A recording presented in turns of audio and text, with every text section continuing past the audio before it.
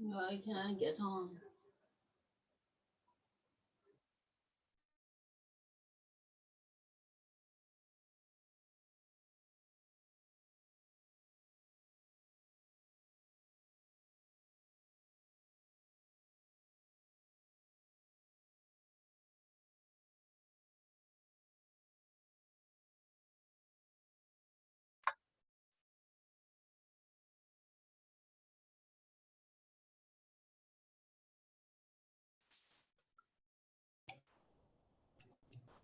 Welcome, everyone. Welcome to the Writers Book Chat with Cherie Jones. We're so thrilled that she is here, that Ambassador Tagliatella is here, and that you have all joined us today.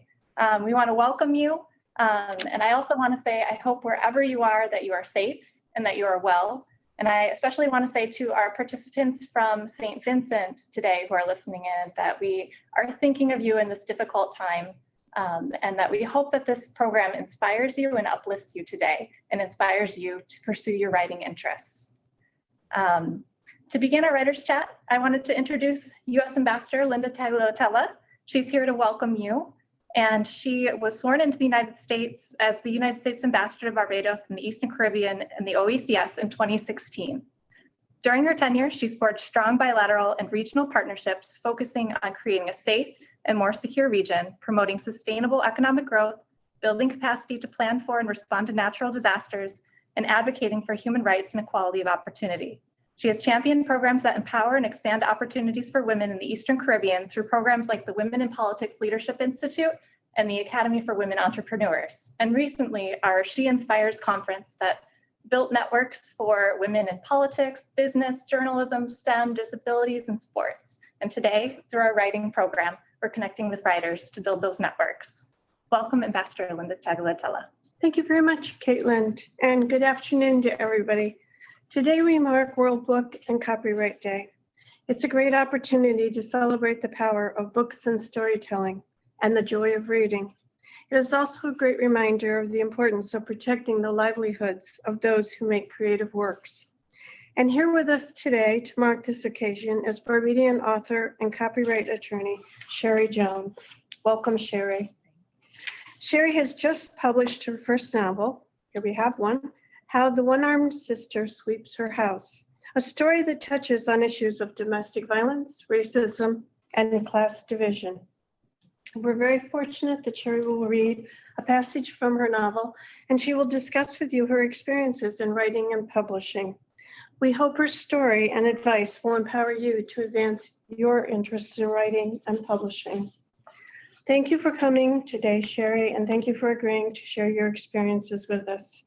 I would also like to welcome and thank our facilitator, Ingrid Lorette, who is also a talented writer and legal advisor.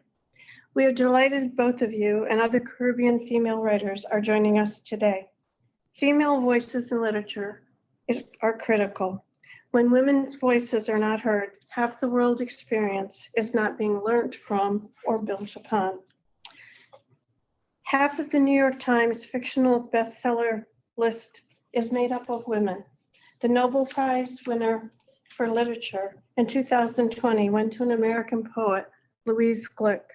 Through programs like this, we would like to encourage and equip women and girls to write, be published, be recognized, and have their works read. Barbadian author Sandra Seeley wrote, I quote, "I believe a writer has the power to incite, ignite, excite, pacify, edify, motivate, and eliminate others with the slash of a pen, click of a mouse, or swipe of a finger. Writing is powerful.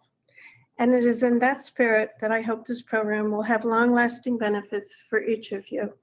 It is a pleasure to welcome you to our program." Thanks very much. Thanks for having me. It's wonderful to be here. Thank you, Ambassador. Thank you very much. As the Ambassador just mentioned, the in 2020, the indicators for recognition of female writers seem to say that things are getting better. Half the New York Times best fiction list were women writers. And that's really encouraging, considering that in 2017, that number was only 20%. So things are getting better, yet there's still work to be done. One of the publishing houses, InterVarsity Press, their research showed that women are not read as much by men, that women tend to read equally between male and female authors, but that men in this study read 90% male authors. So there's still work to be done, and that's part of what today is about, is celebrating female authors and uplifting their work. Speaking about reading women's work, #ReadWomen, I wanted to give you a few details about our social media contest. For those of you that were not able to get the first 25 registrants, the copy of How the One-Armed Sister Sweeps Her House, there's another opportunity today to receive one of Cherie's earlier works. Yes. And to do that, 3 simple steps. Just follow our Instagram page, at US Bridgetown. Let me make sure I give you the right at there, at US Bridgetown, US Embassy Bridgetown. And then comment on the post that we just put up at noon. And in your comment, if you can tag at Culture at State and #ReadWomen. And so that's another opportunity to receive another work of Cherie's. And then for the flow of today's program, we are going to move into the section where our American Arts Envoy speaker, Inga Laurent, is going to interview Cherie, and they will have a nice discussion that you'll be able to hear about Cherie's work, her writing career, and advice that she has for you. And this part of the session is being recorded, but in the latter part of the chat today, we will turn the recording off, and that's when we turn the floor to our participants for you to be able to ask Cherie your own questions about writing. And so now finally onto the much anticipated part of this event, the book chat with Cherie Jones. I want to introduce our discussion facilitator first, Inga Laurent, I'm going to introduce Inga Laurent. She is a creative writer, an American legal educator, Haitian American, Fulbright alumna who studied restorative justice programs in Jamaica, and former violence against women attorney. She's also an American Arts Envoy speaker, and recently Inga facilitated a book chat with American MacArthur Fellow, Jamaican-born writer Claudia Rankin, which also featured co-founder of the Black Lives Matter movement, Patrisse Cullors. Welcome, Inga. We're grateful also for your participation today and sharing your time and talent. And now I have the distinct pleasure of introducing Cherie Jones, our featured author today. She's a writer, she's a lawyer, she's a single mother. She earned an MA in writing from Sheffield Hallam University and is a past fellowship awardee of the Vermont Studio Center. Her book was selected by Good Morning America as its book club pick for February 2021. The novel tells the story of Lala, who was a hair braider on Barbados Beach, and the dynamics of race, class, power, violence, and poverty. Her novel received rave reviews from several publications, including the New York Times, the Washington Post, and the Bayesian Reporter. Today, you will hear from Cherie about her novel and writing career and advice she has for aspiring authors like you. Cherie, thank you for your generosity and time and talents and partnering with us to inspire female authors throughout the Eastern Caribbean. Thank you so much for having me. It really is my pleasure. It's an honor to have you here. Now I'm going to turn the floor over to Inga to begin with our book chat. Wonderful. Thank you so much. I am simply delighted to be here. So you have my deepest, soulful welcome in this welcoming everybody who has taken time to be here today. I'd like to tell you that I'm coming to you from Spokane, Washington, which is the ancestral and current home to the interior Salish people. And I am grateful to the original caretakers of this land. And personally, I couldn't be more grateful to be here today to share in conversation and fellowship and the rich wisdom, which I am sure is going to flow this afternoon. I really want to acknowledge Cherie for taking the time today. It is one of the most precious gifts that we have and that we can give to others. And you share with us, and you're choosing to share with us amidst a time when it's really chaotic. We have Ash from the neighbors in St. Vincent who we worry about. You have children, 4 of them. You have a full, rich career as an attorney, and amidst other struggles, right? The struggle of Black women to be recognized in our fullness after centuries of being economically marginalized and deprived of a full range of self-autonomy and agency. And there's a global pandemic. Yet you are here with us to share with us today. And I couldn't be more grateful to you for that.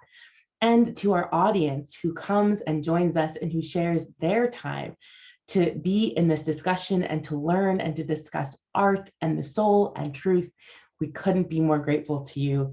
Thank you so much to everybody for making this such a special, special moment. Our agenda for today is ambitious.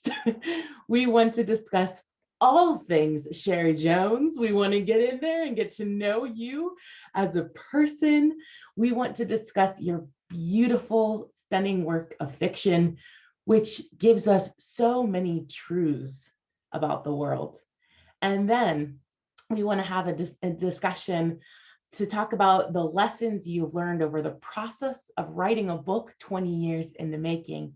And finally, we'll get to turn off our cameras and take the opportunity to chat with you and this amazing group of writers who are here to discuss the nitty-gritty of publishing, protecting your work, copyright implications, some of the brass tacks of the writing business. And we're blessed twice over because you share your work from multiple perspectives, both as a business attorney and as an author who has valuable work to put into the world and to protect.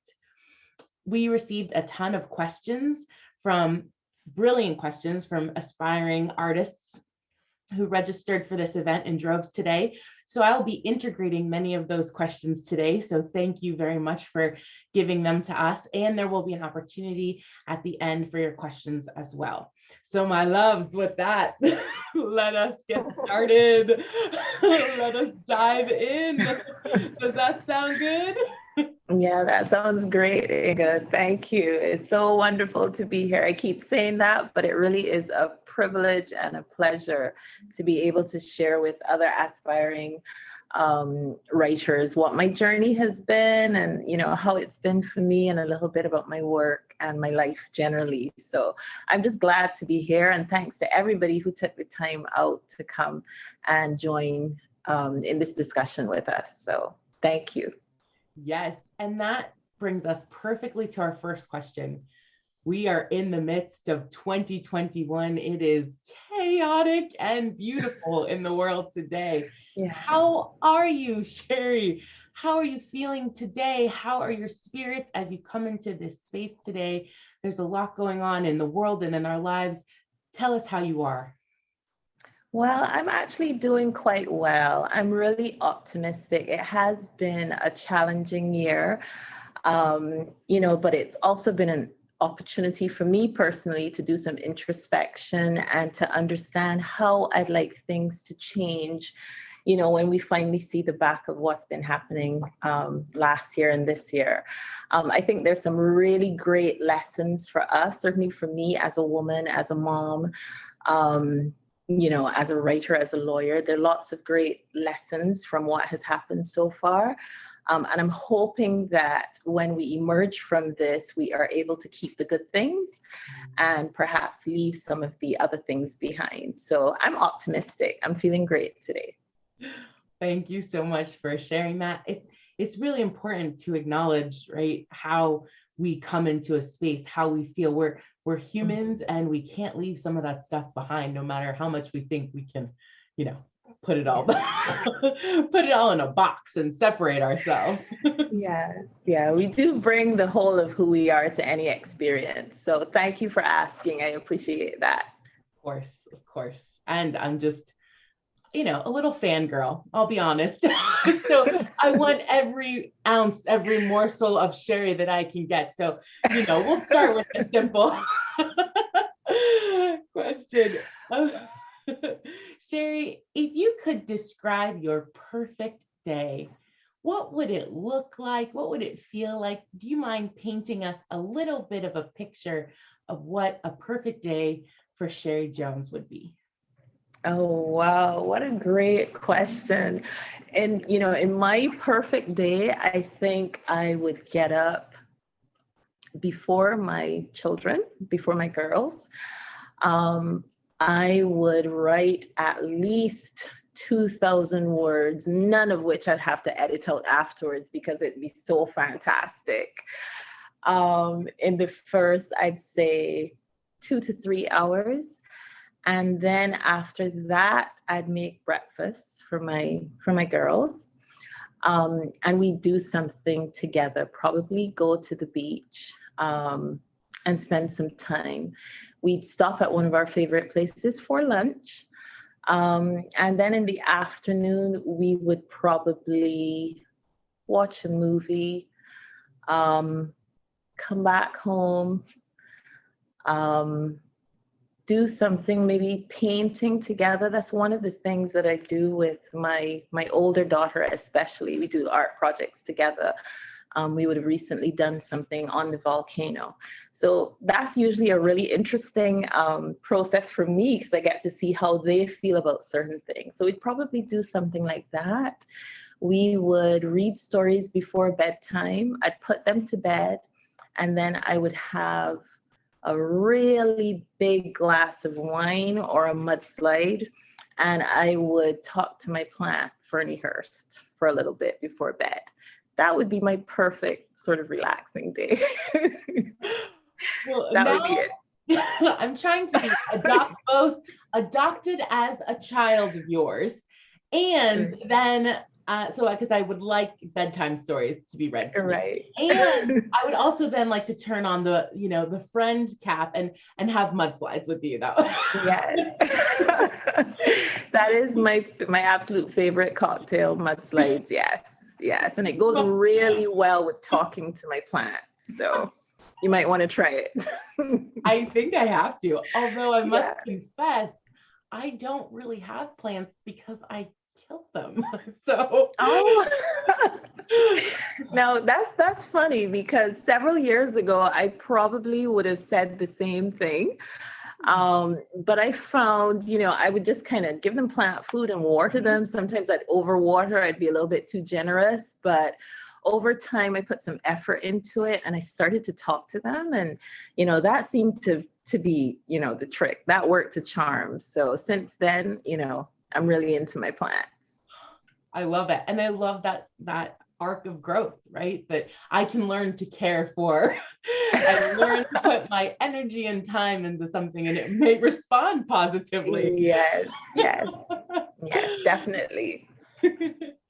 Well, wonderful. So this is an easy question. I'm not sure it's easy. I think it's easy, but maybe not. What is one of your all-time favorite go-to foods? Go-to foods. Snacks, foods, sweets. Oh, that's easy. That is absolutely the easiest thing you could have asked me. Chocolate, anything. I just told you with the, even my cocktail has to contain chocolate. So it's mudslide, heavy on the chocolate sauce. But chocolate, I'm absolutely a chocoholic. So that is my favorite. I love it. Thank you for sharing. And now a little harder of a throw. So part of our reason I think for being here is to learn how to live life better, to learn to live well.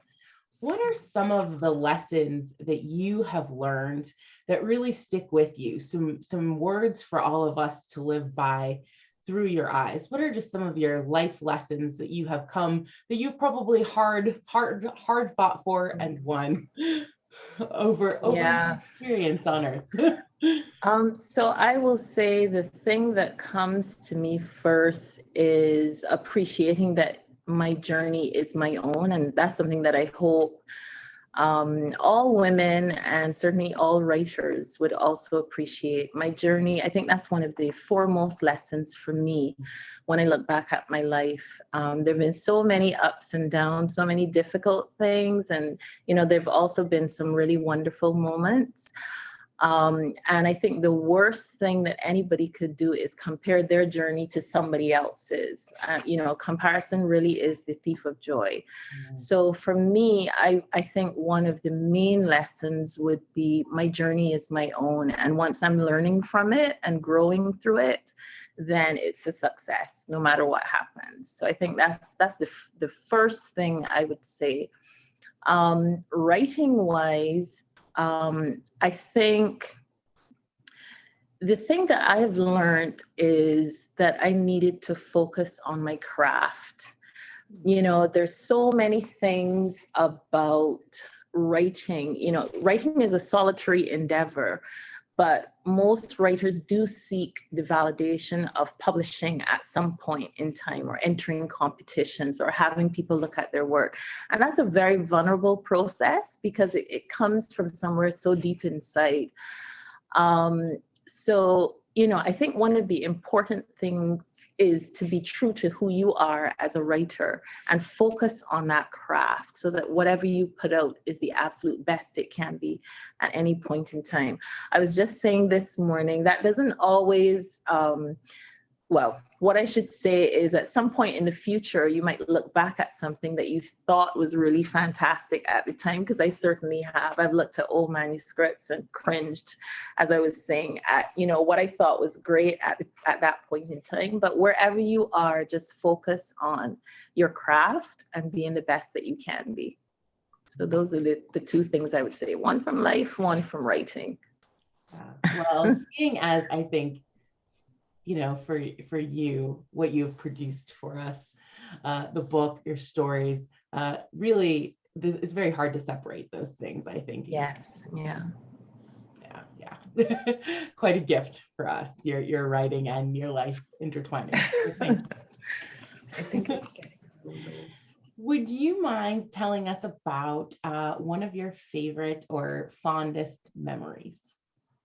Right. One, I actually have, I've heard that this is unusual, but I have memories from when I was actually really, really, really young.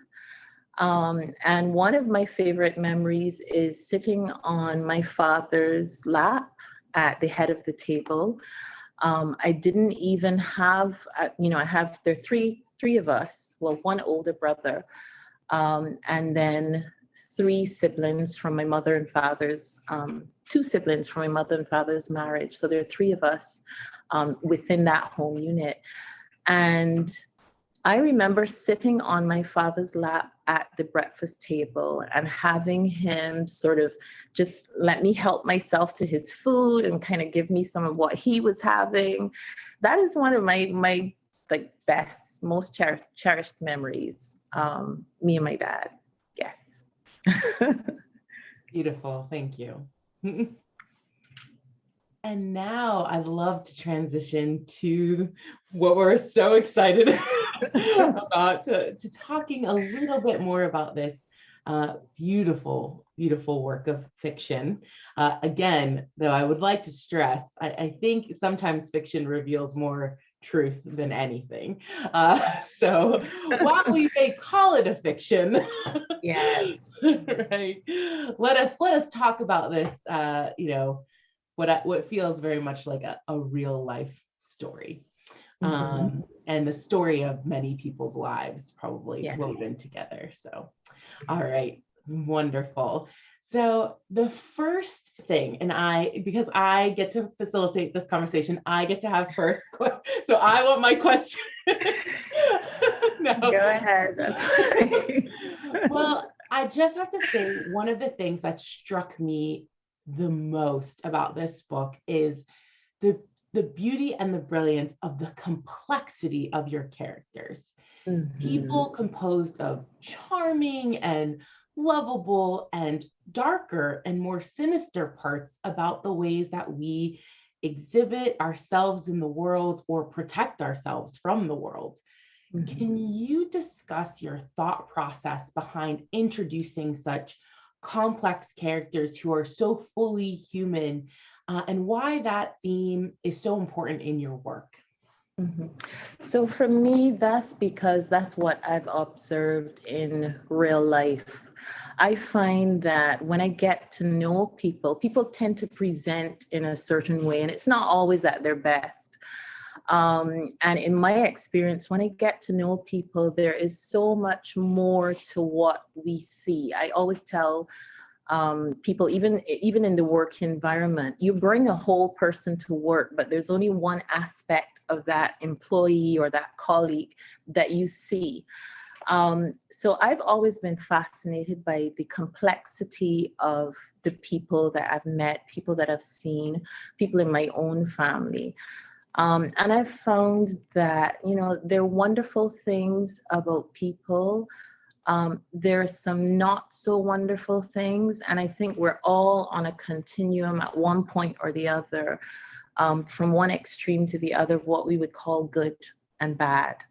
So where I meet anyone at any particular point in time has a lot to do with where they've come from, what they've been exposed to, what their experiences have been.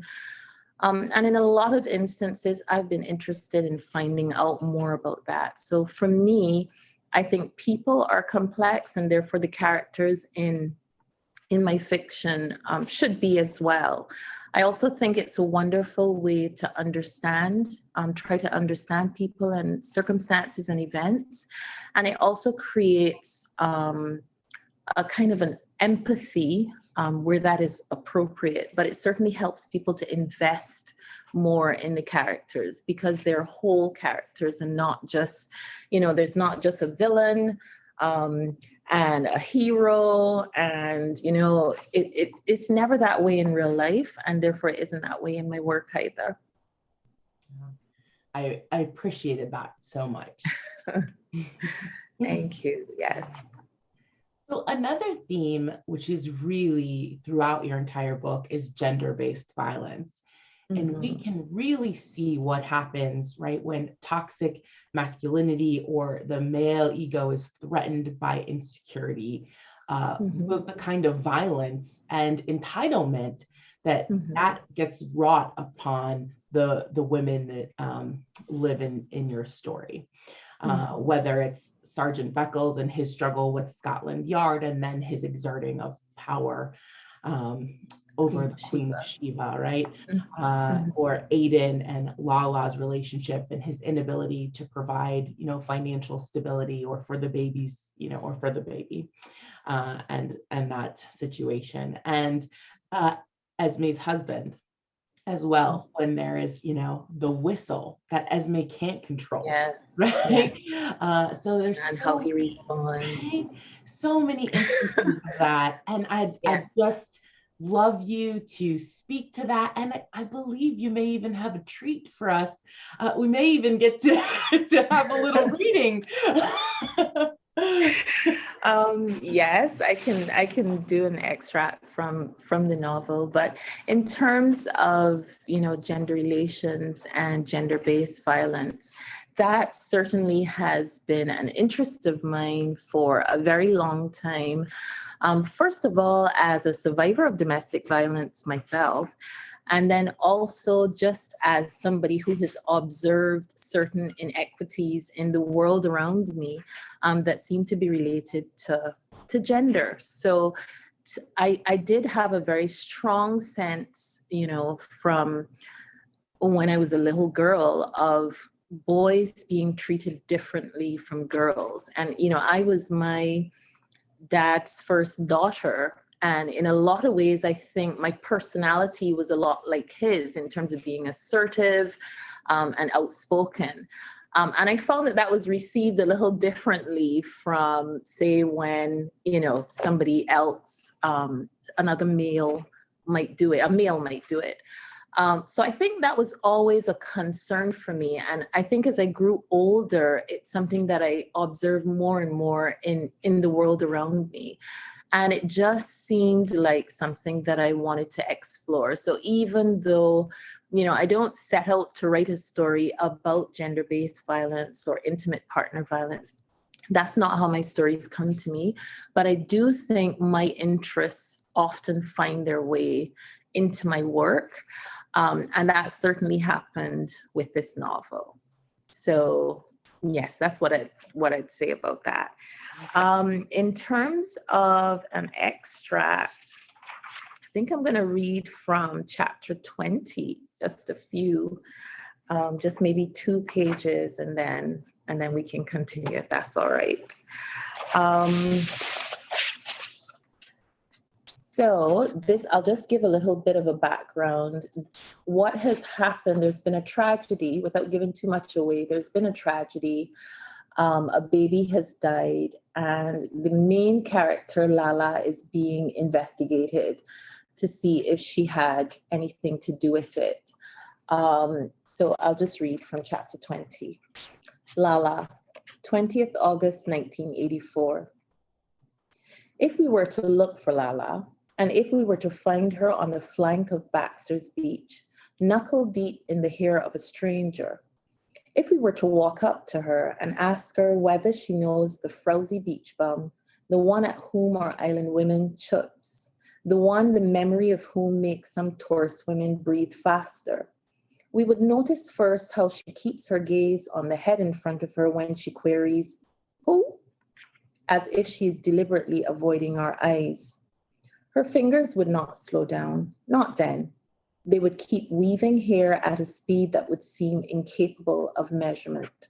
Over, under, over, under, over, under, over, under, over.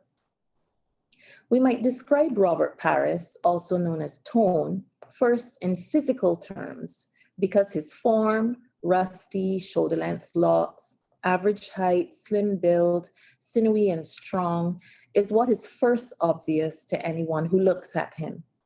We would explain that we're talking about the one whose toenails are washed white as surf, whose skin is salted with the fine white dust of a living maid on the beach. We would explain that the hair on his head and hands has become the gold of the sun, so that, like the sun, we would not see it if we look at him straight on. When Lala still feigns ignorance of his acquaintance, we would refer to his quirks, the shark-tooth necklace he wears around his neck and kisses before he ventures into the water, the way he slaps the surface of the sea with his jet ski, so that the older swimmers startle and the younger ones spit obscenities, the tendency he has to take the unruly locks at the crown of his head and squeeze them to get rid of the salt water while bent over at the waist. And because Robert Paris is a subject that must be avoided at all costs, we would hear Lala again say, "Who?" even as her fingers slow their speed on the hair in front of her. Over, under, over, under, over, under, stop. And it is only after she realized that we will keep asking until she answers, after we have described him in such a way that it would be more suspicious if she said that she did not know him, that we would find the small, brittle smile of recognition. "Oh, Tone," Lala would say, "Yes, yes, I know him." And her hands would start to triple over themselves, to drop the silken strands of flaxen hair before her so that she has to start the cornrow over all again. Over, stop, under, stop. Over, stop, under, stop. Over, under, stop. If we were to push further to ask how she knows him, her eyes would fall from the hair in which she has tangled her fingers and land on her feet, where a fly would be broaching the sticky, sweet memory of a drop of snow cone dried on her toe. And her eyes would stay there while we reassure the tourist between Lala's legs. This tourist would now be closing her book, gathering her towel, saying she can come back when we are done, hesitating with a half-done head when we tell her, "It is okay, she can stay. This will only take a few minutes." Perhaps prior to the death of her baby, Lala's smile would have widened, and her "why you wanna know" would not have led to more probing, while she plaited cornrows with such tenderness that her client would have started to doze off, her hair now being done in the land of dreams. Before the death of the baby, we might have said we were asking because we have seen the way he looks at her when he lands on the beach, with the water just rejoining behind him, the way she avoids looking up at the sound of this roar, as every other pair of eyes on her stretch of sand does. Had we not been aware that she was wedded to another man, we might have told her. We would have taken this tone for her husband. Were we not aware that this tone sells his body to the tourist women on the beach, we would believe that this body is hers. So studiously does she avoid devouring it with her eyes in the way her client cannot help but do. That's it. There's just so much in 3 pages. There's so much we can discuss.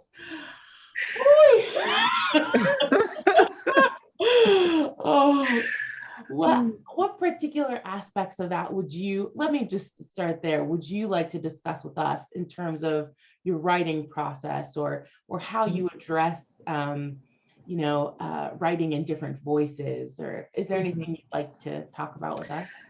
Yeah, so for me, this chapter is actually unique because I'm writing in the first person plural, which is not something that is generally done in writing a novel. And that was a deliberate choice because it was important to me at some point in time to demonstrate how Lala is viewed by the community, especially after the tragedy that, the tragic circumstances that she finds herself in. And the particular tragedy that she's endured that leads to her responding in a certain way. So that was one thing. It was, it was interesting because I didn't start writing in the first person plural. I actually was writing from the third person perspective. But at this point, I wanted to try something different that would demonstrate that. And therefore, it changed. The other thing I would say about this is I think this is the point in the novel at which I start really getting into my favorite character, who's Tone. I just love Tone. He's been through so much, and yet still he's so gentle and kind and resilient. I just absolutely love Tone. So that's another reason why this is a nice part of the book for me, because we start getting into Tone and Lala's relationship with Tone a little bit more. So those are the 2 things I'd say maybe I want to point out about that part of the book. Wonderful. And also, you just so beautifully paint the scene with your words.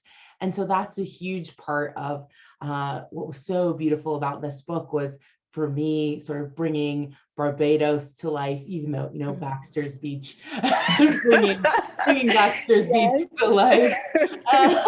So, would you mind discussing why it was important to you to have this as a setting and what that allowed you to do with your work? Sure. So Baxter's Beach is a fictional beach. There is no Baxter's Beach in Barbados. There's a Baxter's Road and there's a Baxter's Village in St. Andrews. So Baxter's as a name, I think, is something that Barbadians would recognize, Bajans would recognize, but there is no Baxter's Beach. So one of the reasons for, I'll say, first of all, having a fictional beach is because to my knowledge, there is no beach in Barbados that has all of the features that Baxter's Beach does. So there's a very sort of craggy seascape with these luxurious villas. Yes, there is poor accommodation for locals, but then there isn't that sort of calm space very close to the beach where people can bathe, as well as, the abandoned fishing village sort of set up. So there were some things that do not actually occur altogether in real life in Barbados, but in the novel occur on this one beach.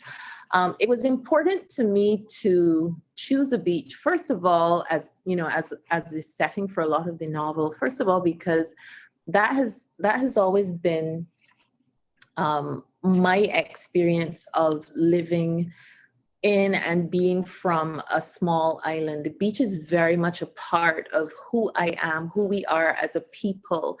It defines us in so many ways, both literal and connotative. And therefore, the beach was important for me as a setting for this particular story. Having said that, I will say also, because of the way that my stories come to me, I didn't really have a choice, because when I met Lala as a character and I understood that she was a hair braider, my mind automatically went to the 1980s when I was growing up, and these women on the beach braiding hair and putting beads on the end with foil for tourists was very much a part of the beachscape and of my experience when I would go to the beach. So a beach was going to be in the novel, you know, once Lala was there.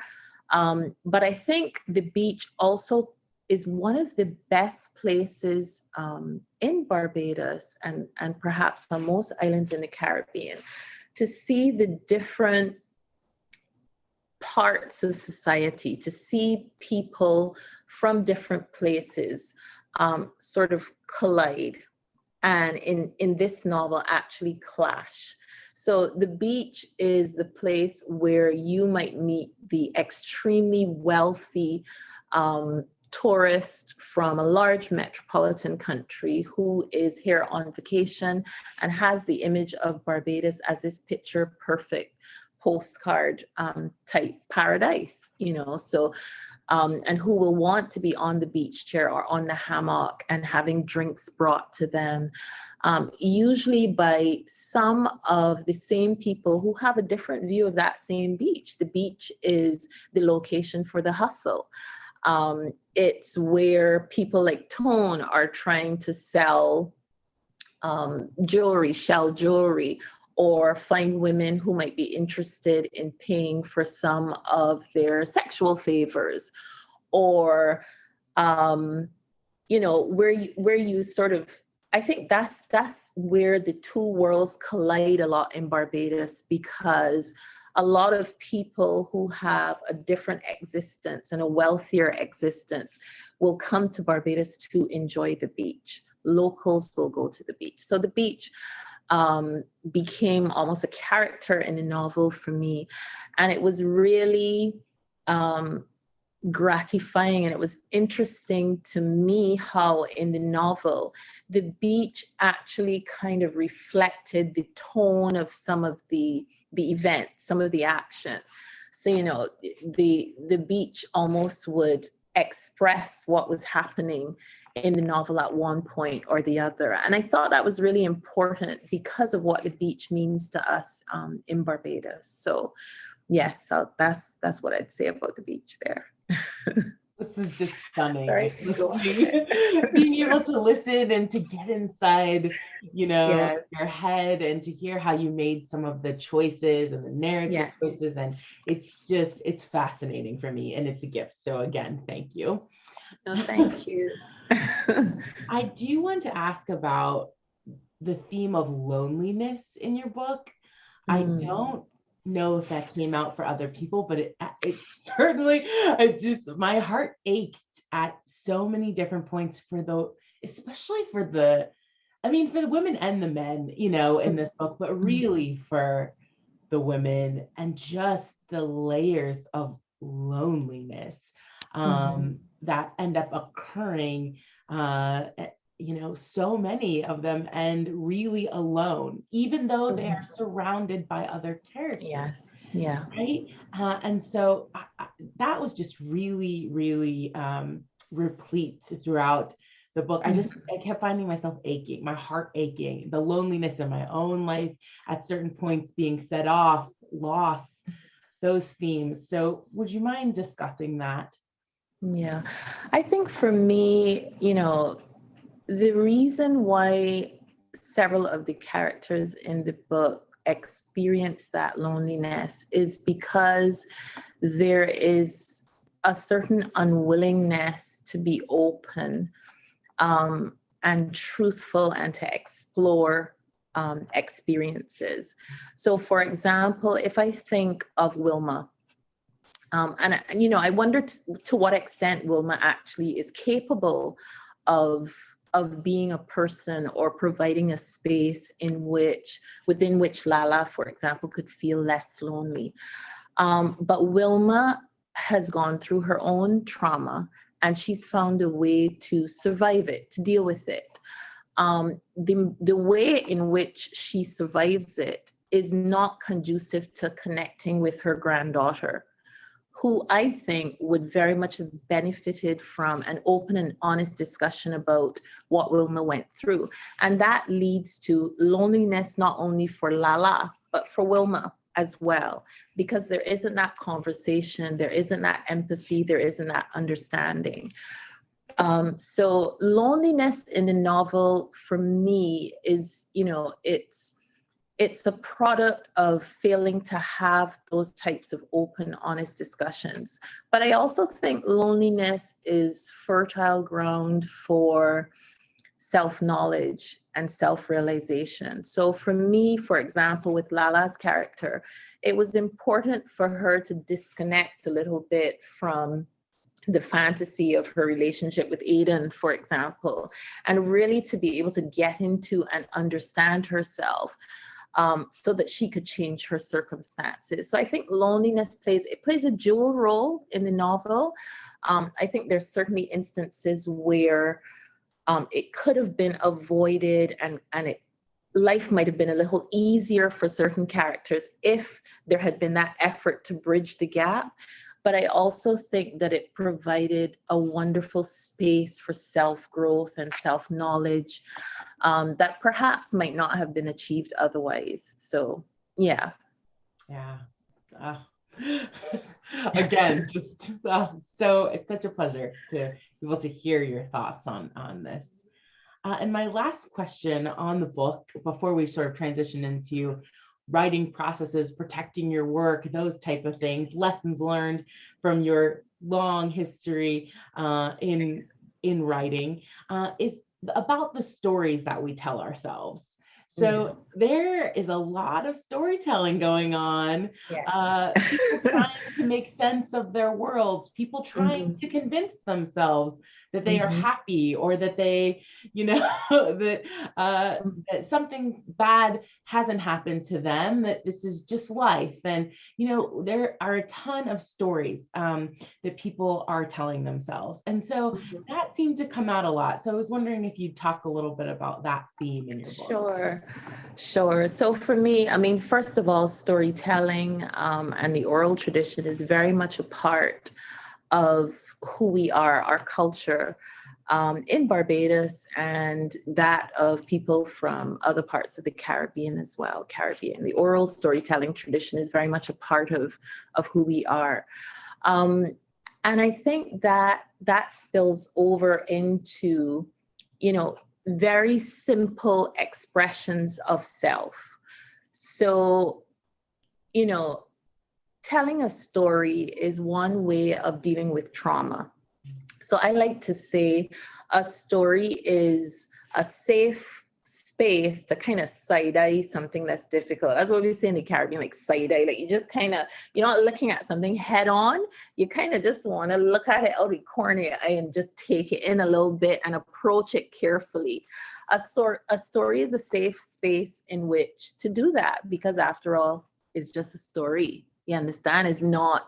This isn't like you have to be faced with a tragedy in your community, something that's actually happened. This is something that somebody is speaking to you. So that was one thing that was, I explored a little bit in the novel. But quite apart from that, I'm very interested in the stories that we tell ourselves and other people, things that we've experienced and things that we remember. We choose to tell a particular story about. And I wanted to understand a little better why we do that. They're facts. These things happened. You can just sort of list what happened, but no, we do it by telling a story. So for example, there's this scene in the novel where Wilma is trying to talk to the policemen who are investigating the death of this baby. And, as the novel goes, she chooses to tell a particular story, and she does that consciously. Now, Wilma is a great storyteller.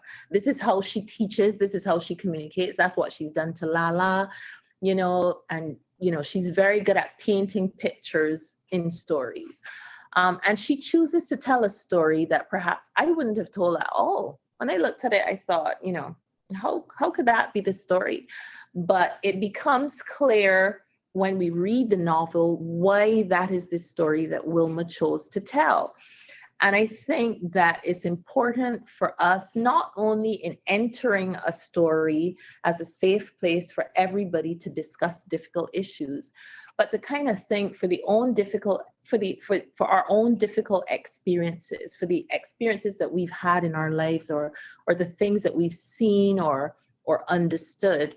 Why do we choose to tell the particular story that we do about them? I think that is one of the most revealing questions that I've asked myself as a person, as a writer for these characters. Like, which story would Wilma tell? What would she really want these people to know, and why?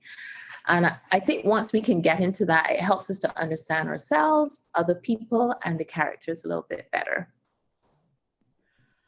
Again, thank you for sharing and for the gift that you bring, the thought, the birthing of these characters, the nurturing of them is just, it's so evident in the words and in the novel. So thank you so much. And now we'll like to transition into sort of this last section before we take off the recording and open up to lots of questions from aspiring writers. But before we get there, I'd love you to talk from your legal background, again, double bonus, your legal background and your background as an author on our work and protecting our work, and just any insights you'd like to share over a career in writing and a career in law. Yeah. So what I would say, first of all, is that for literary works in Barbados, there is no formal system of registration of copyright. So it's not as it is, I think, in the US and perhaps a few other places in the world where you can sort of register that this particular work is yours. But there are things that writers can do to make the evidentiary burden of proving that this is your work a little bit easier. And that's one there's one that I think most writers have heard of, which is posting your manuscript to yourself when it's finished and just keeping it unopened. And that really just proves, once you have a date stamp from the post office, that you wrote this particular work at this point in time and it's yours. But I think there are lots of misconceptions as well that people have about copyright. One is that copyright protects ideas, and that is absolutely not true. Copyright law and intellectual property generally will protect the expression of the idea. So what does that mean for you or me as a writer? Well, if you have an idea about writing a story about a woman on the beach who has an abusive husband and braids hair, for example, and you write that story. Now, I have written a story like that. Copyright will not protect you by saying, well, you had the idea to write that story and therefore I shouldn't write it. Copyright will protect the actual expression of the idea, so the work. So then an assessment would have to be made as to how similar the two things are. And there are lots of ways to check for that. One is, buying plagiarism software and just putting the two works together and seeing what the similarities are. So I think it's important for writers in the Caribbean to protect their work, as it is for writers anywhere, because there is an exchange that happens when the artist produces something that benefits the larger society. It helps for the artist or the writer to be able to benefit from that financially. So I think that's a very important concept. I think we also have to recognize, however, and give it a little balance by understanding that there is that part about enriching the wider society. And what does that mean? That means, for example, that your copyright will only last for a particular period of time, depending on your legislation. And after that, it's in what we call the public domain, which means people can sort of use it a little bit more freely. And there are ways to get around that as well, don't get me wrong, but I'm just saying that we need to also understand that society is supposed to be enriched by our work. We are supposed to be in conversation with one another. We are supposed to be inspired by what another writer or an artist has done. And that sort of opens us up to continue that conversation. So I think that is one of the key things that I would want people to understand about copyright and the protection of written work. But absolutely, I believe in the right of authors to be remunerated for what they produce, because it does take a lot of time, a lot of effort to produce something and to put it out into the world. So yes. Well, thank you so much. I think that is going to be a perfect segue into some of our audience questions. I have taken enough of your time, and I'd love to be able to open it up to others. Thank you so. And yes, before we do that, I must just say the sincerest and most heartfelt thanks, not only to engaging in this conversation and answering all these questions and sharing of yourself with us, but for the beauty of the novel that you produced, and for your universal themes that help try and connect us in this world. Thank you. Thank you so much. And it means so much for you to say that. It really does. So thanks a lot for that. And I'm just glad that Lala's story has found its way into the world and is being embraced by so many different people. It means a lot to me because these characters would have just been in my head for a really long time. So I'm happy that other people are in that world and exploring some of the themes in the novel. So thank you. Wonderful. Well, folks, you have been chomping at the bit to ask your own questions and put your own voice into the world. So we're going to handle this a few different ways. You're welcome to enter your questions into the chat if you like, but thank you. Thank you, Inga. Thank you, participants, for joining today. What a fantastic way to celebrate World Book and Copyright Day. Just uplifting, share your work, the success, the future writing that you're going to do, the past writing, and all of your writing. To all of our participants, happy World Book Day.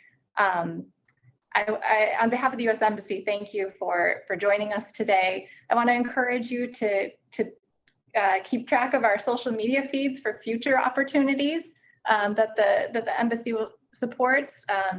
Take a look for the International Writers Program. It was delayed this year because of the pandemic, but keep track of it on our social media feeds, which you can access on our website at bb.usembassy.gov. And there are so many other opportunities that might be applicable to help with your writing careers and just pursue things of your interests. Right now, we have openings, applications that are open for the professional fellowships to the Humphreys program, the Fulbright programs, YLI, maybe as a mentor. So just take a look at what's out there on our website. Maybe something will interest you and that you could apply for. I wanted to kind of end our program today with some part of a poem from Caribbean poet Lynette Atwell. She was addressing V.S. Naipaul in this poem, who famously said that he had no literary match among women. And to that, she said in her poem Reclamation, "The grass that claims the verge and forever seems to reclaim the roads, incursions on the black tarmac, nature claiming back her territory that you foolishly had thought you had won." So with that, I want to say, may each of you be encouraged to write and claim your space in literature. On behalf of the U.S. Embassy, Thank you so much for joining us today, participants Cherie. Thank you. Thank you. It really has been a pleasure to be here. So thanks everybody for coming and thanks for your questions. It's wonderful the way that the questions that I've gotten today have helped me to think and do a little introspection about myself and my work as well. So thank you. It's been a privilege. And thanks, Inga.